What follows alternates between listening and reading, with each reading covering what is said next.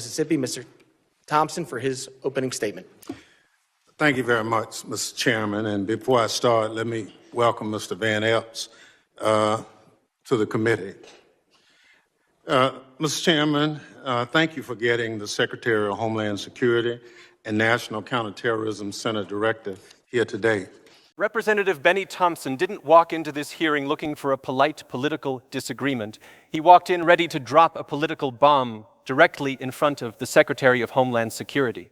Before we get started, comment where you're watching from, and don't forget to like and subscribe so you don't miss the next breakdown. Because Thompson didn't just criticize Kristi Noem's leadership, he didn't just accuse her of bad decisions or failed policies. He looked the head of Homeland Security directly in the eye and said she should resign for violating the law. And the room instantly changed. This wasn't one of those routine partisan speeches lawmakers make for cable news clips. Thompson laid out accusations involving abuse of power, ignored court orders, retaliation against whistleblowers, and blocking congressional oversight. In other words, he wasn't arguing that Noem was ineffective. He was arguing that her department had crossed a line that should alarm every American, regardless of party. And honestly, that's what made this moment so explosive. Because once a member of Congress starts openly accusing a Homeland Security Secretary of acting outside the law, this stops looking like normal political drama and starts looking like a warning sign. Watch this. Secretary of Homeland Security, the Director of National Counterterrorism Center, and the Director of the Federal Bureau of Investigation, who is nowhere to be seen today. Maybe Director Patel is too busy spending taxpayers' dollars flying to his girlfriend's concert on the FBI's jet to answer questions from Congress. Maybe the FBI director isn't here because he's afraid of scrutiny from Democrats who want to know what the FBI is doing to keep America safe. Or maybe Director Patel knows that the Trump administration itself is a threat to Homeland Security and wants to hide from public accountability. On the other hand, Director Kent is here, which is good because we have questions for him about NCTC's work, as well as his comments about the January 6th insurrectionists he called, and I quote, political prisoners, unquote, who deserve to be pardoned. Some of the people he defended, however, are back in jail for crimes like plotting to murder FBI agents and possession of child pornography. It's scary that these unserious people are in charge of keeping America safe from terrorism. But what's even scarier is that they work for an unserious and unhinged president who spends most of the days designing monuments to himself and finding new ways to hide the Epstein files. All of this puts America and its lives, people who live here, at risk every day. Now, Secretary Noem, everyone knows you love the spotlight. We've seen your commercials, but what you haven't provided to the committee, despite our many requests, are the questionable contracts that you've awarded to your friends to film you on the 2028 campaign trail. Unfortunately, this is nothing new. In their one big ugly bill, congressional Republicans gave you a blank check, Secretary Noem, and you have wasted no time spending it on yourself. Instead of deploying Homeland Security grants to protect churches and synagogues from terrorism, you handed your friends a $220 million contract so they could follow you around the country with a camera. Instead of fully funding the DHS agency that protects our hospitals, schools, and electrical systems from cyber attacks, you spent $200 million to buy yourself new private jets. And instead of paying your way like the rest of us, you're living rent-free in a taxpayer-owned property that is supposed to be reserved for military leaders. Every penny that you spend on yourself represents the blood, sweat, and tears of hardworking Americans who expect their tax dollars to be spent on Homeland Security, not promoting you and your interests. Apparently, you haven't noticed that regular people are suffering under President Trump's affordability crisis, or maybe you, like him, thinks it's a hoax and just don't care. Either way, such corrupt behavior hurts Homeland Security.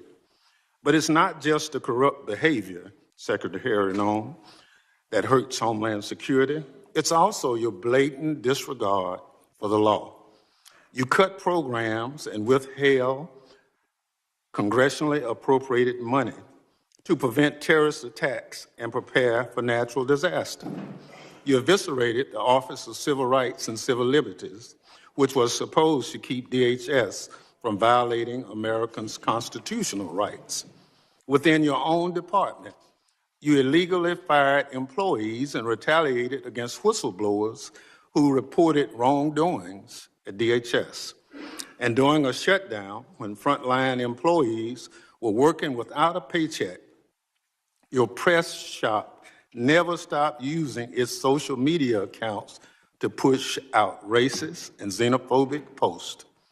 Throughout your tenure, you diverted resources from critical Homeland Security agencies and programs to carry out an extreme immigration agenda. You illegally ordered people deported to El Salvador, despite a federal court order and Department of Justice counsel instructing you to not do so. You illegally ignored a federal court order and shipped people off to South Sudan without due process.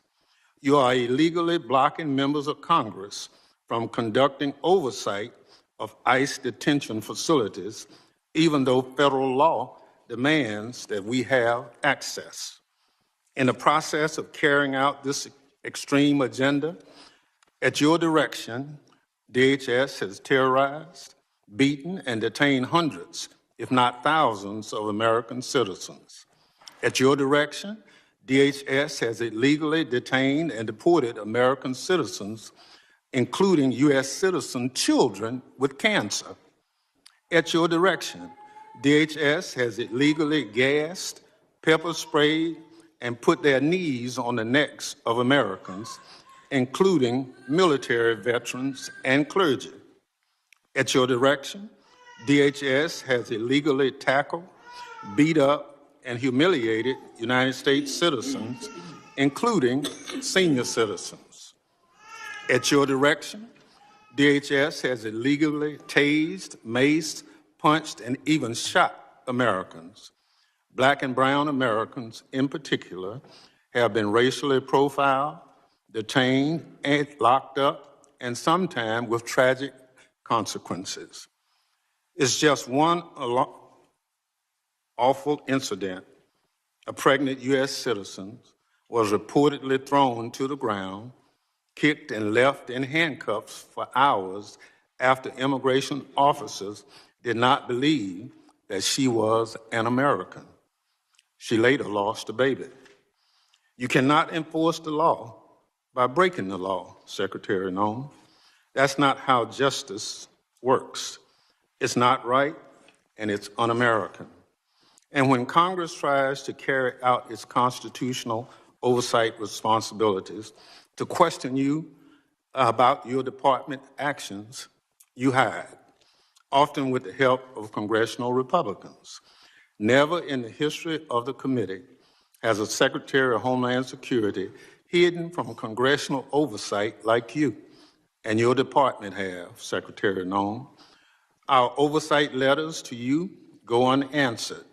You owe us by extending the millions of Americans who sent us to Congress as their representatives a response to over a dozen letters. Your predecessor came before this committee regularly under administrations of both parties. But under President Trump, you and other department officials have rarely shown their faces at committee hearings. In the first year of President Biden's term, his administration made 28 appearances before this committee. 28. Under President Trump, DHS officials have appeared to only 3 hearings before this committee, just 3. You, Secretary Noem, have appeared before this committee just twice. That's fewer appearances than your predecessor, Secretary Alejandro Mayorkas, who Republicans lambasted for not coming before the committee more often. It's interesting how my colleagues on the other side are now. Secretary Noem, I'll give you one thing. You showed up today rather than throwing a civil servant under the bus like Director Patel did. But you have systematically dismantled the Department of Homeland Security, put your own interests above the department, and violated the law.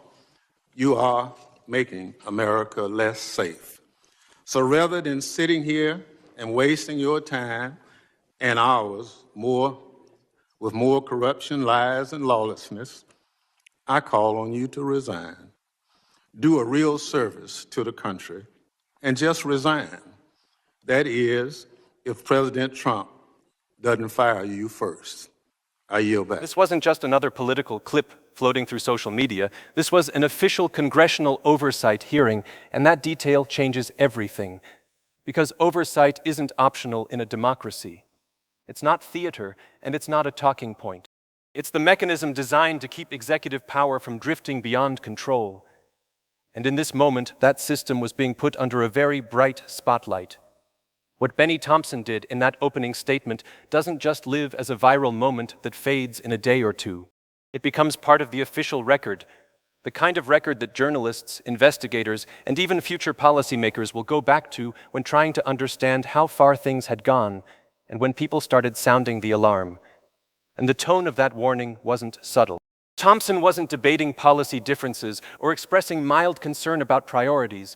He was describing what he framed as a breakdown in legal and ethical boundaries inside the Department of Homeland Security. A situation where the law is no longer treated as a fixed line, but something flexible enough to work around when it becomes inconvenient. That distinction matters, because once you remove the law as a boundary and replace it with discretion, you're no longer just debating governance style. You're debating whether accountability still exists at all. And that's where the argument becomes much bigger than one department or one administration or even one political party. It becomes about whether executive power is still meaningfully constrained by the Constitution or whether those constraints are becoming symbolic rather than enforceable. Thompson's warning also connects different layers of power in a way that hits harder than standard political criticism. Decisions made at the top, oversight failures in the middle, and real-world consequences on the ground all start forming one chain instead of separate issues. That's why this moment carries weight, because it's not being framed as isolated misconduct, but as a pattern where authority, accountability, and consequences are no longer aligned the way they're supposed to be in a functioning system. And whether people agree with Thompson or not, the underlying question he's forcing into the open is simple and uncomfortable. When oversight fails, who actually holds power accountable? That's the tension sitting underneath everything in this hearing.